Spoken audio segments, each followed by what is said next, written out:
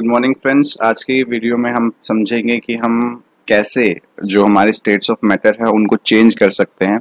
तो उसी सीरीज में हमारे जो पहला जो पार्ट है उसमें हम टेम्परेचर चेंज करके टेम्परेचर को चेंज करके हम जो हमारा स्टेट ऑफ मैटर है उसको चेंज कर सकते हैं।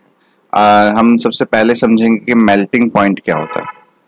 मेल्टिंग पॉइंट जो होता है वो ऐसा पॉइंट होता है, ऐसा टेम्परेचर होता है जिसपे कोई भी चीज मेल्ट करती है, यानी कि पिघल जाती है। आइस का जो है मेल्टिंग पॉइंट होता है 0 डिग्री सेल्सियस। अगर टेम्परेचर 0 डिग्री सेल्सियस है तो आइस जो है मेल्ट करना शुरू कर जाएगी। It is the temperature at which solid melts to form liquid at atmospheric pressure। यहाँ पे दो कंडीशन है, एक तो टेम्परेचर है और किस प्रेशर पे चीजें हो रही हैं। ये प्रेशर का भी बहुत इंपॉर्टेंट रोल होता है, ATM, इसको हम एटमॉस्फेरिक प्रेशर बोलते हैं। किस एटमॉस्फेरिक प्रेशर पे हमारा टेम्परेचर, हमारा जो सॉलिड है वो लिक्विड में चेंज हो रहा है, वो उस पर्टिकुलर हमारे सॉलिड का मेल्टिंग पॉइंट होता है। मेल्टिंग पॉइंट में एक चीज, जैसे हम वाटर का एग्जांपल लेते हैं, आइस में क्या होता है कि आइस का जो टेम्परेचर होता है, आइस के जब मेल्ट होती है तो उसका टेम्परेचर 0 डिग्री से नहीं बढ़ता है। अगर आप आइस को हीट करने जाओगे और थर्मोमीटर लगाओगे तो उसके अंदर जो, अगर आप हीट कर रहे हो तो उसका टेम्परेचर नहीं राइज होगा, टेम्परेचर 0 डिग्री सेल्सियस ही रहेगा, चाहे आप जब तक रहेगा जब तक उसको पूरा तरीके से मेल्ट ना हो जाए। ऐसा इसलिए होता है क्योंकि जो एनर्जी हम प्रोवाइड कर रहे हैं हमारे आइस को, वो एनर्जी कन्वर्ट हो रही है, वो एनर्जी यूज हो रही है जो आइस के जो पार्टिकल्स हैं उसके बीच के जो बॉन्ड है उसको तोड़ने में। हमने लास्ट वीडियो में देखा था, और इससे रिलेटेड मैं conversion of physical states of matter पे वीडियो भी लेके आऊंगा शॉर्ट्स में, कि जो हमारा जब हम हीट प्रोवाइड करते हैं तो हमारे जो आइस होता है उसके जो बीच का जो बॉन्ड होता है, जो पार्टिकल्स एक दूसरे से फोर्स ऑफ अट्रैक्शन जो लगा के रखते हैं, वो एनर्जी उस फोर्स ऑफ अट्रैक्शन को ओवरकम करने में लग जाती है, जिसकी वजह से हमारे जो आइस के पार्टिकल्स हैं फिर वो धीरे धीरे सेपरेट होना शुरू हो जाते हैं। जब उनके फोर्स ऑफ अट्रैक्शन बहुत कम हो जाएगा तो अपनी स्टेट ऑफ मैटर, जो अपनी स्टेट है आइस की, वो उसको चेंज करके लिक्विड में बदल जाएंगे। So this is how solid changes into liquid. क्या करेंगे, सबसे पहले मान लो आइस का एग्जांपल लेते हैं। आइस के जो पार्टिकल्स हैं वो क्लोजली पैक्ड होंगे, उसको हीट दिया जा रहा है। अब हीट जो है वो अगर हम थर्मोमीटर यहाँ पे लगाएंगे तो उसका टेम्परेचर 0 डिग्री सेल्सियस ही रहेगा, वो बढ़ेगा नहीं। क्यों? क्योंकि हीट जो है वो इन पार्टिकल्स के बीच के फोर्स ऑफ अट्रैक्शन को कम करने में लग जाएगी, और जब वो फोर्स ऑफ अट्रैक्शन कम हो जाएगा तो ये अपनी स्टेट को चेंज करके लिक्विड बन जाएगा, और उसके बाद इसका टेम्परेचर बढ़ना शुरू होगा। तो अब हम समझते हैं लेटेंट हीट ऑफ फ्यूजन क्या है। लेटेंट हीट ऑफ फ्यूजन क्या है? It is a heat energy. It is the amount of heat energy that is required to change 1 kg of solid, 1 kg solid into liquid। मतलब कि हमें 1 kilo solid है उसको liquid में change करना है, तो उसको जो हीट चाहिए होगी उस हीट को हम क्या बोलेंगे? उस हीट को बोलेंगे हम लेटेंट हीट ऑफ फ्यूजन। अब यहाँ पे सारी जो हमारी एक्टिविटी हो रही है ये एटमॉस्फेरिक प्रेशर पे हो रही है। हमारा जो एटमॉस्फेयर है, हमारे एटमॉस्फेयर के अंदर जो गैसेस हैं वो हमारे ऊपर एक प्रेशर लगाते हैं जिसको हम एटमॉस्फेरिक प्रेशर बोलते हैं, और ये जो सारी एक्टिविटी है हम उसी प्रेशर के अंडर कर रहे हैं। अगर हम प्रेशर बढ़ा देंगे तो जो हमारा टेम्परेचर है और तो उसके ऊपर कुछ इम्पैक्ट आएगा। तो जिस टेम्परेचर पे हमारी चीजें बॉयल होती हैं या मेल्ट होती है वो घटिया बढ़ सकता है। अब हम सेकेंड चीज देखते हैं, बॉइलिंग पॉइंट क्या होता है। बॉइलिंग पॉइंट एक ऐसा पॉइंट होता है जिसपे, जैसे अभी हमारा मेल्टिंग पॉइंट था, इसमें सॉलिड टू लिक्विड चेंज हो रहा था। अब बॉइलिंग पॉइंट एक ऐसा पॉइंट होता है जिसमें लिक्विड टू गैस चेंज होता है। जब हमारा कोई भी लिक्विड है उसको जब हम हीट करते हैं, उसको हीट प्रोवाइड करते हैं, तो उसके बीच के जो पार्टिकल्स हैं वो पार्टिकल्स क्या करेंगे? वो पार्टिकल्स अपने बीच जो हीट एनर्जी है उसको यूज करके फ्रीली मूव करना शुरू कर देंगे, जिसकी वजह से क्या होगा कि जो लिक्विड स्टेट है वो चेंज हो जाएगी गैसियस स्टेट में। तो बॉइलिंग पॉइंट एक ऐसा पॉइंट होता है जिसमें जिसमें जो लिक्विड है वो बॉइलिंग स्टार्ट कर देता है, वो बॉयल होना स्टार्ट कर देता है और अपने आप को गैसियस स्टेट में चेंज करना शुरू कर देता है, जैसे वाटर है।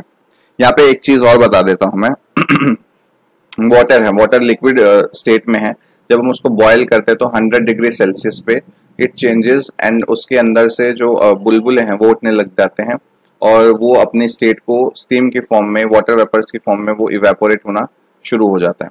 यहाँ पे दो चीजें मैं आपको और बता देता हूँ कि हम टेम्परेचर को मेजर करते हैं डिग्री सेल्सियस में, फ़ारेनहाइट में और केल्विन में। डिग्री सेल्सियस और जो हमारा केल्विन है इसका कन्वर्जन बहुत पूछा जाता है। उसको आप याद रखिए कि 0 डिग्री सेल्सियस में 0 डिग्री सेल्सियस में 273 केल्विन होते हैं। तो वाटर का जो टेम्परेचर है 100 डिग्री सेल्सियस, उसमें क्या होगा 273 केल्विन प्लस 100, उसको हम ऐड कर देंगे तो वाटर का जो बॉइलिंग पॉइंट हो जाएगा 373 केल्विन। ये कन्वर्जन बहुत इंपॉर्टेंट है, ये एग्जाम में पूछा जाता है। अब हम वापस से आते हैं लेटेंट हीट ऑफ वेपराइजेशन पे। जैसे हम लेटेंट हीट ऑफ फ्यूजन पढ़ा था हमने, ऐसे ही वेपराइजेशन होगा। वेपराइजेशन में क्या होगा कि इसमें हम स्टेट कौन सी चेंज हो रही है, लिक्विड टू गैसियस। तो हमें कितनी हीट एनर्जी प्रोवाइड करनी पड़ेगी किसी भी लिक्विड को गैस में चेंज करने के लिए, वो हमारा होगा लेटेंट हीट ऑफ वेपराइजेशन।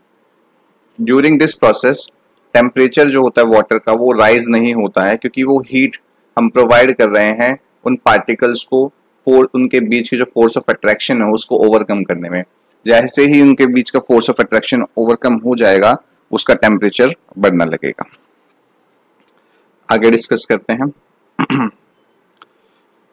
एक बहुत ही वाटर का एग्जांपल बहुत कॉमन है क्योंकि ये हमें तीनों स्टेट दिखाता है, सॉलिड स्टेट भी, लिक्विड स्टेट भी और गैसियस स्टेट भी। 100 डिग्री सेल्सियस पे जो वाटर वेपर्स होते हैं उनके पास ज्यादा एनर्जी होती है, is much more energy than the water at 100 degree Celsius. Water vapours के पास ज्यादा एनर्जी होती है और वाटर के कंपैरिजन में एट 100 डिग्री सेल्सियस। हम रूम टेम्परेचर की जब बात करते हैं तो वाटर जो है वो लिक्विड होता है। जब हम उसको फ्रीज कर देते हैं तो वाटर हमारा सॉलिड भी होता है आइस की फॉर्म में और लिक्विड भी होता है। और 100 डिग्री सेल्सियस पे वाटर जो है वो गैसियस स्टेट में आ जाता है, जिसको हम स्टीम बोलते हैं। तो सॉलिड को जब हम कूल करते हैं, जब हमारा सॉलिड होता है उसको जब हम हीट करते हैं तो वो हमारा लिक्विड स्टेट में चेंज हो जाएगा। लिक्विड को जब हम हीट करेंगे तो गैसियस स्टेट में चेंज हो जाएगा। गैस को कूल डाउन करेंगे तो लिक्विड स्टेट में आ जाएगा और लिक्विड को कूल डाउन करेंगे तो हमारा सॉलिड स्टेट में आ जाएगा। ये एक कन्वर्जन होता है हमारा डिफरेंट स्टेट्स का, स्टेट्स ऑफ मैटर का इंटर कन्वर्जन होता है। अभी इंटर कन्वर्जन के क्या क्या नाम होंगे वो हम एक एक करके डिस्कस करेंगे।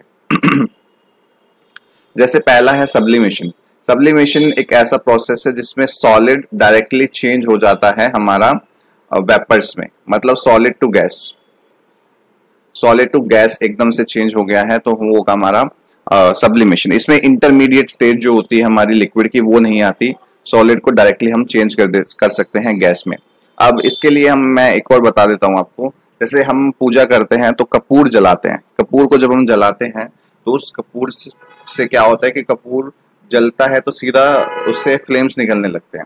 वो हमारा कपूर जो होता है वो इंटरमीडिएट जो लिक्विड बनना चाहिए वो नहीं बनता है। तो ऐसे कुछ केमिकल्स होते हैं जो हमारे डायरेक्टली चेंज हो जाते हैं गैसियस स्टेट में। तो कपूर एक एग्जांपल है। एक और एग्जांपल है अमोनियम क्लोराइड का। उसको जब हम हीट करते हैं तो उसमें क्या होता है, अमोनियम क्लोराइड का ये फॉर्मूला है, ठीक है। उसको जब हीट किया जाता है तो वो यहाँ पे डिपॉजिट हो जाएगा हमारे इस जो कॉनिकल फ्लास्क है उसके अंदर। उसको हमने क्या किया हुआ है, इसको हमने ऊपर से कॉटन प्लग लगा के उसको क्लोज किया हुआ है। इसको हम हीट कर रहे हैं तो ये यहाँ पे हमारा कुछ हमारा अमोनियम क्लोराइड था, उसको जब हम हीट कर रहे हैं तो वो यहाँ पे डिपॉजिट होना शुरू हो जाएगा, ठीक है। आगे डिस्कस करते हैं कि हमारा जो इफेक्ट ऑफ प्रेशर है, जब हम प्रेशर लगाते हैं किसी भी चीज के ऊपर तो क्या होगा उसके साथ। इसका मैं एक शॉर्ट वीडियो भी लेके आऊंगा। शॉर्ट भी लेके आऊंगा, उसका मैं लिंक डिस्क्रिप्शन में डाल दूंगा, तो आप उसको वहां से भी देख सकते हो। ये वाला जो वीडियो है change of effect of change of pressure, कि प्रेशर लगाने पे हमारा जो कोई भी स्टेट है वो कैसे चेंज हो सकता है। अगर हम किसी गैस को कंप्रेस करते हैं, if we compress a gas in a cylinder, the distance between the particles is reduced, और हम उसको क्या कर सकते हैं, लिक्विफाई कर सकते हैं लोअर टेम्परेचर पे। हमारे घर के अंदर जो आता है ना एलपीजी, उसका मतलब होता है लिक्विफाइड पेट्रोलियम गैस। इसमें हम क्या कर रहे हैं, गैस को बहुत हाई प्रेशर पे हमने स्टोर किया हुआ है और वो लिक्विड की फॉर्म में आ गया, वो लिक्विड की फॉर्म में आ गया है। और जैसे ही उसका जो नोजल होता है जहां से हम रेगुलेटर लगाते हैं उसको ऑन करते हैं, तो वो फिर से प्रेशर रिलीज होता है और वो गैसेस फॉर्म में आ जाता है। यहाँ पे देखिए हमारे गैस हैं, उसको जब हम बहुत हाई प्रेशर लगा रहे हैं तो उसके जो पार्टिकल्स है वो आपस में बहुत पास पास आ जाएंगे और अपनी स्टेट को चेंज कर लेंगे गैस टू लिक्विड। आगे डिस्कस करते हैं।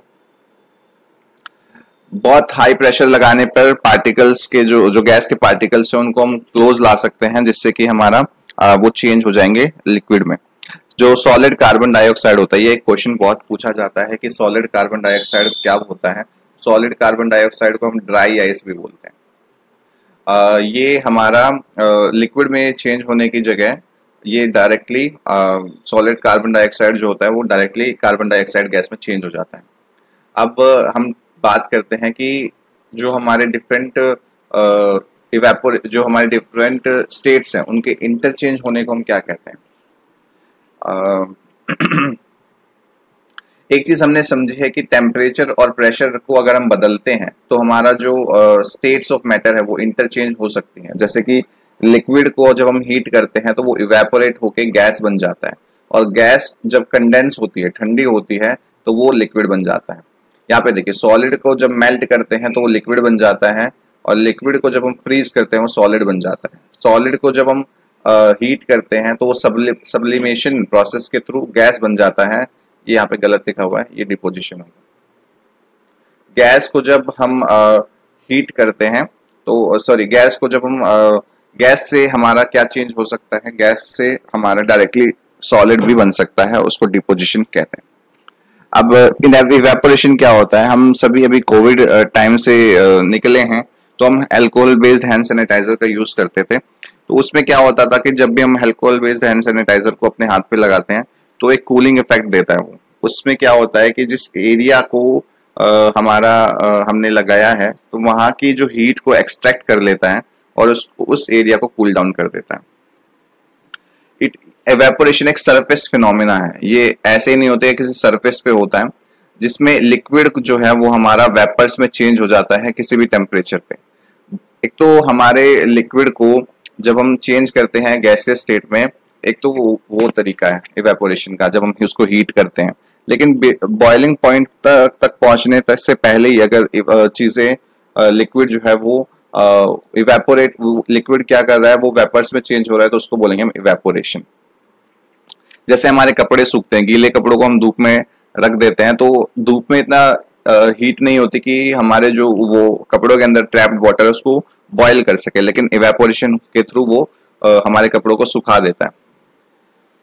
जो सरफेस के जो पार्टिकल्स हैं वो क्या करते हैं, उनके पास हायर काइनेटिक एनर्जी होती है, तो वो क्या करते हैं, अपने जो फोर्स ऑफ अट्रैक्शन है उसको ओवरकम करके उस लिक्विड को एस्केप कर देते हैं, उस सरफेस से जो लिक्विड है उससे एस्केप हो जाते हैं और वेपर्स की फॉर्म में वो चेंज कर जाते हैं।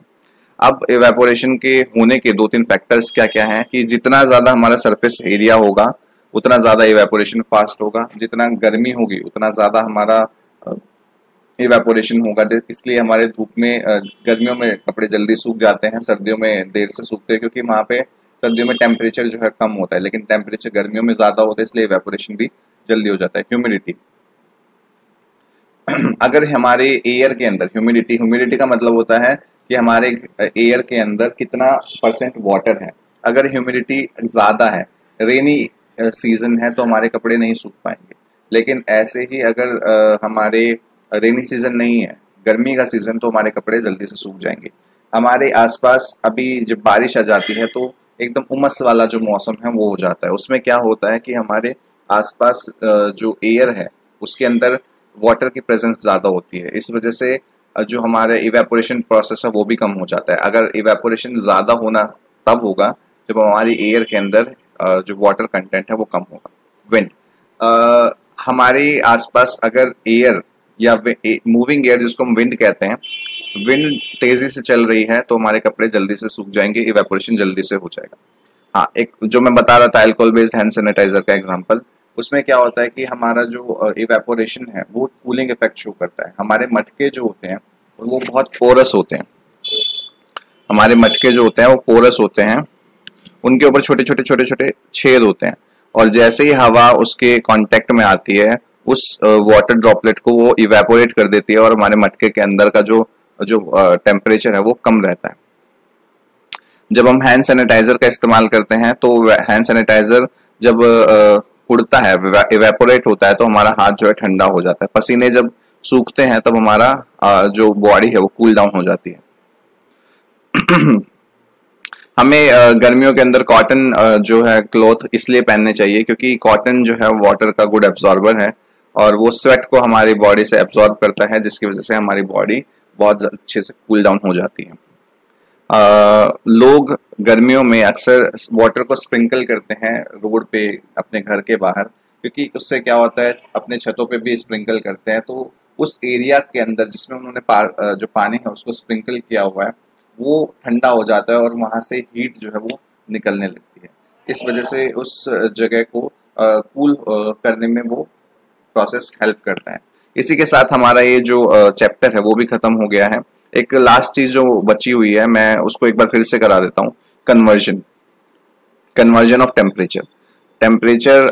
हमें ये आपको याद रखना है कि 0 डिग्री सेल्सियस में 273 केल्विन होते हैं। आपको बोल देगा कि what will be the temperature of, जैसे कि water when it is boiled, if it is in kelvin, आपको पूछेगा कि केल्विन में कितना टेम्परेचर होगा वाटर का बॉइलिंग पॉइंट। तो आपको पता है water boils at 100 degree Celsius, 100 को 273 में ऐड कर दो तो आपका मिल जाएगा 373 केल्विन। जैसे कि एक क्वेश्चन दिया हुआ है इधर, what is the physical state of water at 0 degree Celsius. 0 degree Celsius में लिक्विड होगा या हमारा लिक्विड होगा या फिर जो हमारा सॉलिड है आइस की फॉर्म में वो होगा। 25 डिग्री सेल्सियस पे हमारा वाटर जो है लिक्विड स्टेट में होगा। चलिए, इसी के साथ हमारे जो ये चैप्टर है, चैप्टर 1 फिनिश हो गया है। आपको अगर कोई भी डाउट हो तो आप कमेंट सेक्शन में पूछ सकते हैं। Thank you so much.